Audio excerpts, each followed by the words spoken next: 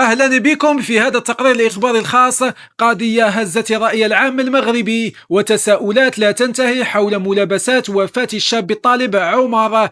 هل كان مجرد حادث سقوط مأساوي من الطابق الرابع بمقر الفرقة الوطنية للشرطة بالدار البيضاء، أم أن هناك تفاصيل أخرى تخفيها الجدران؟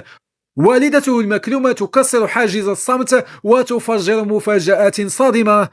عمر الطالب الذي كان يطمح لمستقبل وعد وجد نفسه فجأة خلف القضبان، وتعود جذور القصة إلى علاقة عاطفية ربطته بفتاة تعمل في سلك الشرطة، وبحسب المعطيات المتوفرة فإن خلافا نشب بينهما أدى إلى بلاغ تقدمت به الشرطية تتهمه فيه بالعنف.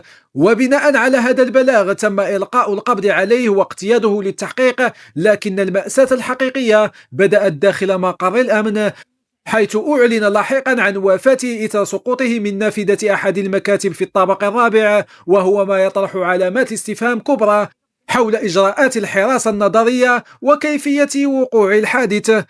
في هذا الفيديو المؤثر تظهر والدة عمر وهي تذرف الدموع بحرقة، رافضة رواية الانتحار أو السقوط العرضي.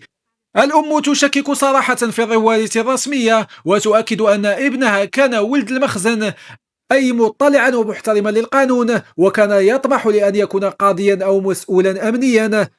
وتضيف الأم أن الفتاة الشرطية لم تلتزم بوعودها وتزوجت بشخص آخر من الجالية المغربية المقيمة بالخارج، مما زاد من تعقيدات العلاقة. وتناشد الأم في صرختها جلالة الملك والمدير العام للأمن الوطني عبد اللطيف الحموشي للتدخل وفتح تحقيق نزيه لكشف الحقيقة.